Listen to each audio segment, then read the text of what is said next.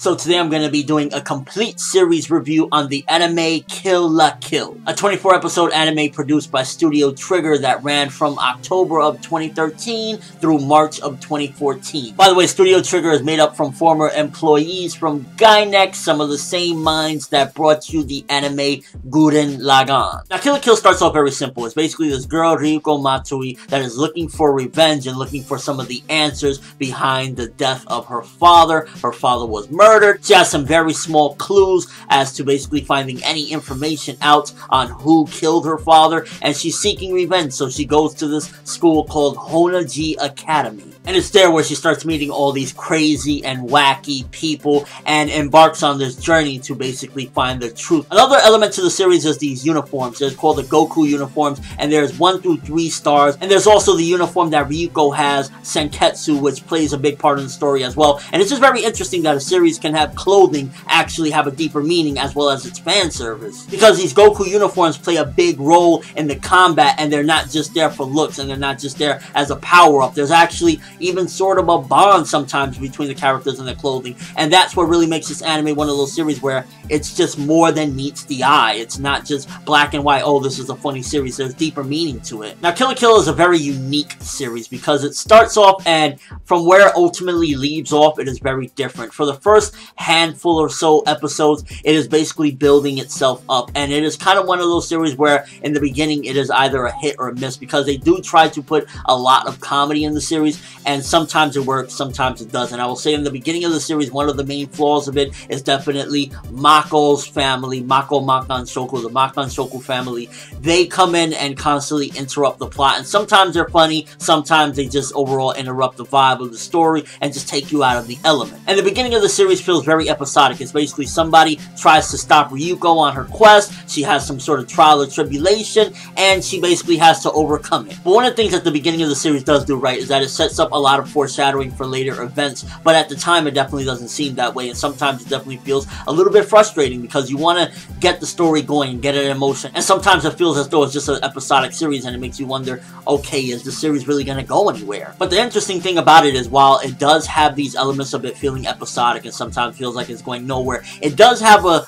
underlining theme and a very interesting social commentary regarding the status of Japan. Because while Ryuko is seeking out on her quest, she does stay with the Makan Shoku family, which is a family that they're pretty much poor for the most part. The guy is a doctor, the head of the family, he's a doctor, but for the most part they're poor, and that's due to Mako standing in school. And that's kind of interesting because it plays back into Japan, where pretty much how well you do in school early on determines your worth in life later on, and how well you will be and how successful you will be later on in life. So it definitely is a social commentary on that, I would say. So that's one of the deeper meanings to Kill la Kill, and I feel that's one of the things that Kill la Kill does very well, is that it has very subtle but nonetheless social commentaries on the status of Japan. And it isn't until about midway through of the series, roughly around episode 10 or 11, where things really start to kick into high gear, and the series goes from hit or miss to holy shit, this got pretty good. And that's mainly with the introduction of the character Harime Nui. And that's the thing with Kill la Kill. It basically sets up everything, and it's hit or miss for the first 10 or so episodes, but once it gets going and the story starts to develop and everything starts to unravel, and some of the seeds that were planted early on in the story start to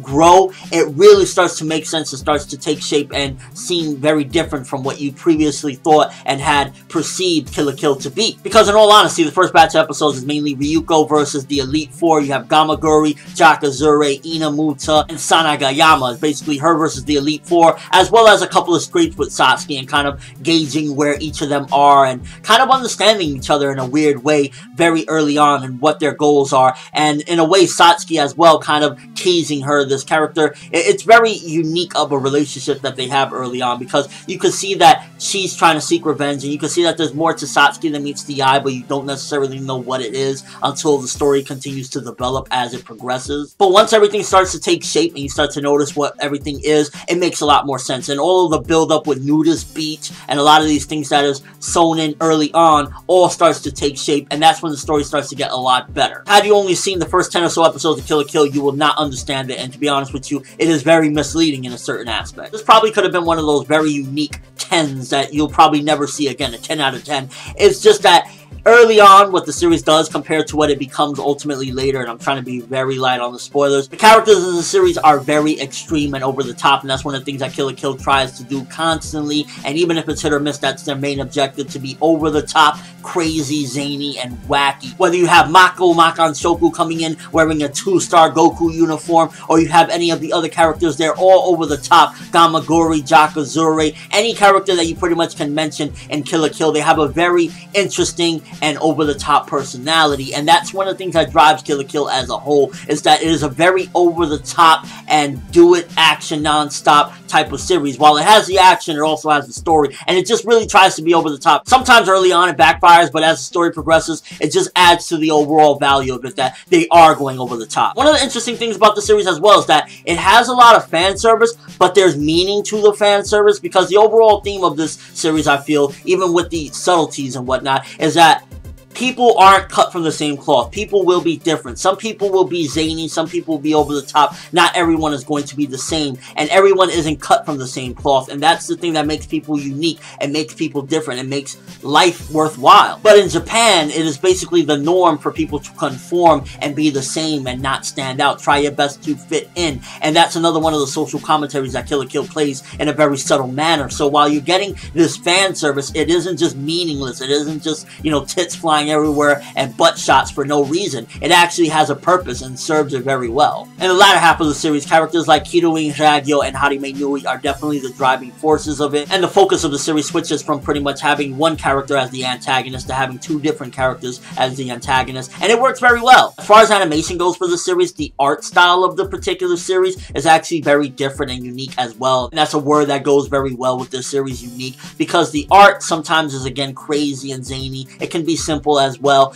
The animation isn't really all that. Sometimes it's pretty much borderline mediocre, and at times you could even say it feels like it's flash animation in certain areas. So the animation isn't all that, but the art style is very unique. It isn't anything that's going to make you say, oh wow, I feel like I'm looking at the Mona Lisa. This looks absolutely amazing. But it has its own style, and it definitely plays it well and suits it well, because it can be serious, but it'll have a zany style that'll give it its own flair and basically say, yeah, this is Kill la Kill. The sound for this series is absolutely marvelous. Whether a character is screaming, the voice actress suits it very well. For characters like Ryuko, Satsuki, Ragyo, Harime Nui, the voice actresses just play them to a T. Especially a character like Harime Nui, this lowly looking, creepy character with a cutesy and kawaii voice. And then the soundtracks that they play, whether it's Don't Lose Your Way, it always just happens to come in at the right time, at the right moment, whether it's being an epic scene, or whether it's being a sad scene, or whether it be one of those build-up scenes where you kind of like building things up. The music always plays a perfect point, and the voice actresses play a point as well. And even the voice actors, characters like Gamagori, when they're yelling out Makan Shoku, plays it up again to that feeling of it being over the top and, you know, just a crazy fun series. And the sound, I feel as though, is a perfect balance between wacky,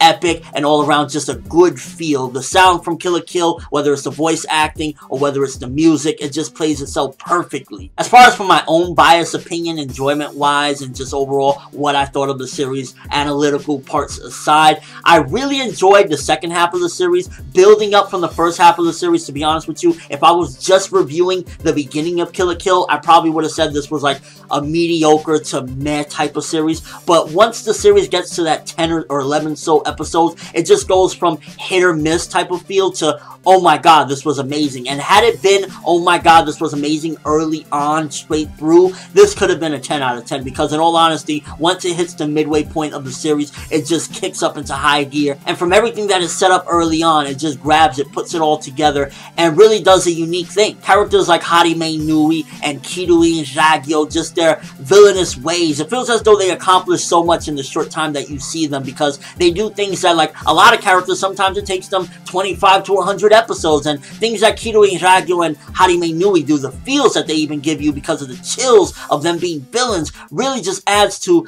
their overall antagonist standpoint. Kiruin Ragyo really just plays a part in not only being a villain, but also, once again, in a social commentary. If I had to say a favorite character, it would probably be a toss-up between Ryuko Matsui or Harime Nui. When Harime Nui is introduced to the series, that's when I felt as though it went from just like, give or take the series, to I really enjoy the series. series. This is very unique how I can go from a series being just absolutely, I don't really care for it, to this is absolutely amazing. And I think they did something very special. It's very similar in a way, looking back now, to the feel that I got with Gurren Lagann, because Gurren Lagann early on, to be honest with you, I wasn't that big of a fan of it until a very impactful moment happens roughly in the first batch of episodes or so. That's where it really took off. Kill la Kill, it took a little bit longer for it to get off, but when it finally went, it just went really big, and that's something that Kill la Kill tries very hard to do. It tries to be over the top, and early on, yeah, sometimes it doesn't succeed. There's episodes where they're racing to class. There's episodes where it's just kind of like, oh man, why are they doing this? Why is the Makan Shoku family coming in and ruining the feel? But as it progresses, everything seems to be put into place and make sense and be just put into perspective. Finding out about the life fibers and how, in a sense, this anime could be classified. You know how you could say like, oh, this is a ninja anime, this is a Shinigami anime, this is a pirate anime. In a sense, this is a clothing anime with a very epic and over-the-top feel. So Kill la Kill isn't a perfect series. It takes a while to get off the ground and get into gear, but I definitely say it's an anime worth checking out. It is very over-the-top, and after you finish it, you will definitely feel a bit more of an appreciation towards that build-up to getting to where it needs to go. And overall, as a series, it is just very enjoyable, over-the-top. The music fits it, the animation suits it, and overall, it's just a crazy series. Giving into account everything from animation to sound to story to characters, I definitely gotta say that this series is a solid 8 out of 10. It's not perfect, but it's one of those series that I will recommend any anime fan that wants to have fun, zany times, over-the-top times, great music, with a lot of subtleties and deeper meaning to it, to check out. And my final thoughts on Kill la Kill is, it is the naked truth. Well, let me know what you guys think. If you've seen Kill la Kill, what do you think of it as a whole from start to finish? Did you love it? Do you hate it? Do you think that there's parts of the story that you don't understand? What do you think about Kill la Kill? I feel it was a very neat experience, at the very least, that somebody could say, you know what, it might have not been for them, but at the very least, it's something different. You have clothing talking, you just have a wide variety of wackiness, and at the same time, there's depth to it. But that's all I have for this review. Thanks for watching. Hope you enjoyed. Thumbs up for Kill la Kill, because the minds behind Gainax came, they made a studio called Studio Trigger, and they tried something different, and I feel as though they succeeded. I'm ForneverWorld, and as always, people, have an awesome day.